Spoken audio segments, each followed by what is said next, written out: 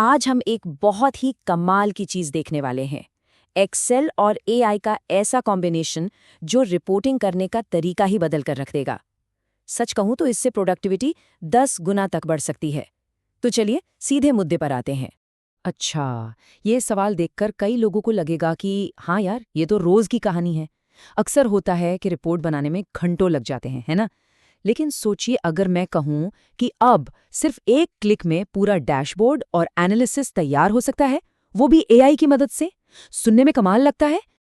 अब देखिए, ये जो बदलाव है ना, यही सबसे दिलचस्प बात है। हम कहां से कहां पहुंच रहे हैं, घंटों के मैनुअल काम से सीधे एक क्लिक वाले एआई एनालिसिस पर। मतलब स्टैटिक समरी को भूल जाइए, अब हमारे पास होंगे डायनामिक डैशबोर्ड्स। और अंदाजे लगाने की कोई जरूरत नहीं, क्योंकि जवाब मिलेंगे तुरंत।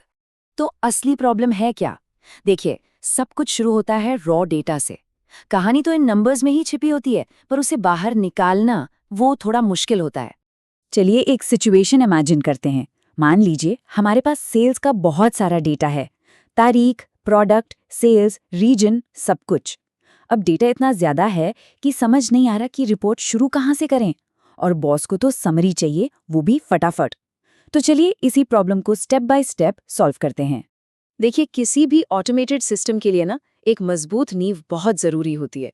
तो हमारा सबसे पहला काम होगा अपने डेटा को स्मार्ट और डायनामिक बनाना। ये स्टेप शायद सबसे जरूरी है। बहुत सिंपल है, बस पूरा डेटा सेलेक्ट करना है और कीबोर्ड पर Ctrl+T दबाना है। इससे क्या होगा, हमारा रॉ डेटा एक ऑफिशियल एक्सेल केबल में बदल जाएगा। और इसका सबसे बड़ा फायदा ये है कि डेटा डायनामिक हो जाता है। मतलब कल को कोई भी नया डेटा इसमें जोड़ेंगे तो रिपोर्ट अपने आप अपडेट हो जाएगी। ठीक है, तो अब जब हमारी नींव मजबूत हो गई है, तो चलिए आगे बढ़ते हैं और देखते हैं कि इस डायनामिक डेटा को एक शानदार विजुअल और इंटरैक्टिव समरी में कैसे बदला जाए। पिवट टेबल समझिए हमारे डैशबोर्ड का इंजन है। बस इंसर्ट टैब पर जाना है और पिवट टेबल पर क्लिक करना है। ये बड़े से बड़े डेटा को भी सेकंडों में एक साफ सुथरी समझने लायक समरी में बदल देता है। यहाँ बस ये ध्यान रखना है कि फील्ड सही जगह पर हों।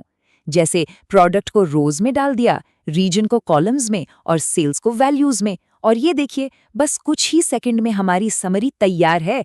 हर प्रोडक्ट की रीजन वाइज सेल्स साफ साफ दिख रही है। अब इसे एक प्रॉपर डैशबोर्ड का लुक देते हैं। एक चार्ट जोड़ते हैं और फिर आती है सबसे बढ़िया चीज, स्लाइसर। प्रोडक्ट और रीजन के लिए स्लाइसर जोड़ने के बाद बस एक क्लिक में पूरा डेटा फिल्टर किया जा सकता है। ये चीज इसे सच में इंटरैक्टिव बना देती है। चलिए, अब आता है सबसे पावरफुल हिस्सा, वो चीज जो इस पूरे प्रोसेस में जान डाल देगी। अब हम एआई की दुनिया में कदम रखने वाले हैं। देखिए, अभी तक हमने जो भी किया वो बहुत अच्छा था, लेकिन अब असली जादू होने वाला है। एनालिसिस का जो सबसे मुश्किल काम है ना, वो हम सौंपने जा रहे हैं एआई को। तो एआई एनालिस्ट का मतलब क्या है? सीधा सा मतलब है कि हम चैट जीपीटी जैसे टूल का इस्तेमाल करके अपने डेटा को एनालाइज करेंगे और वो हमें सेकंडों में वो जानकारी देगा जिसे निकालने में शायद हमें कई घंटे लग जाते। और सबसे शानदार बात यह है कि ये बहुत ही आसान है। बस अपनी पिवट टेबल समरी को कॉपी करना है, चैट जीपीटी में पेस्ट करना है और ये सिंपल सा प्रॉम्प्ट देना है। कोई मुश्किल कोडिंग या फॉर्मूला नहीं, बस सीधी साधी भाषा।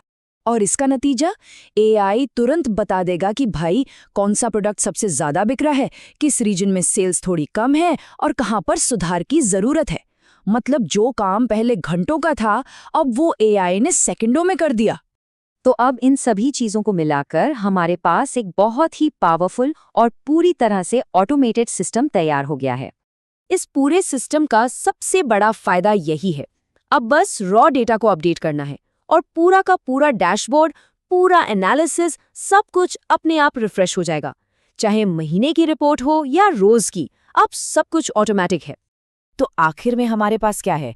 एक interactive dashboard, one click filters के लिए स्लाइसर्स और एआई से मिली गहरी जानकारी। ये एक कंप्लीट स्मार्ट रिपोर्टिंग सिस्टम है जो न सिर्फ समय बचाएगा बल्कि बेहतर फैसले लेने में भी मदद करेगा। तो अब जब हमने ये इतना पावरफुल सिस्टम बना लिया है, तो सोचने वाली बात यह है कि आगे क्या सीखा जाए। कमेंट्स में जरूर बताइएगा कि अगला विश्लेषण किस टॉपिक पर देखना पसंद करेंगे।